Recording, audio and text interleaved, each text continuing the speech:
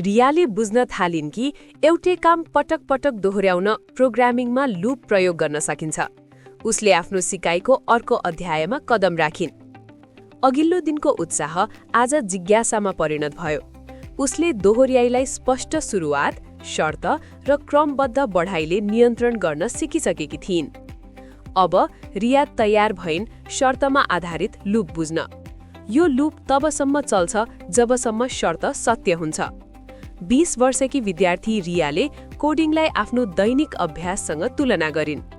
जब उसले गणितका प्रश्न हल गरिन्, उसले पहिले नै कति प्रश्न हल गर्ने निर्णय गरिसकेकी थिइन्। संख्या निश्चित थियो, बाटो स्पष्ट थियो। यसले स्ट्रक्चर्ड रेपिटिसन देखाउँछ।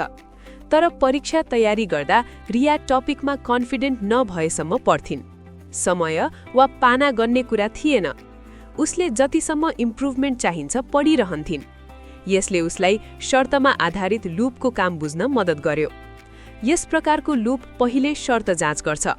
शर्त सत्य भएमा काम चल्छ। काम सकिएपछि फेरि शर्त जाँचिन्छ। यो प्रक्रिया तबसम्म दोहोरिन्छ जबसम्म शर्त झुटो हुँदैन। यस्तो लूप तब उपयोगी हुन्छ जब पटक पटक हुने संख्या पहिले थाहा हुँदैन। रियाले फरक बुझिन्। स्ट्रक्चर्ड रेपिटिसनका लागि पहिलो लूप राम्रो, शर्तमा आधारित रेपिटिसनका लागि अर्को लूप शक्तिशाली।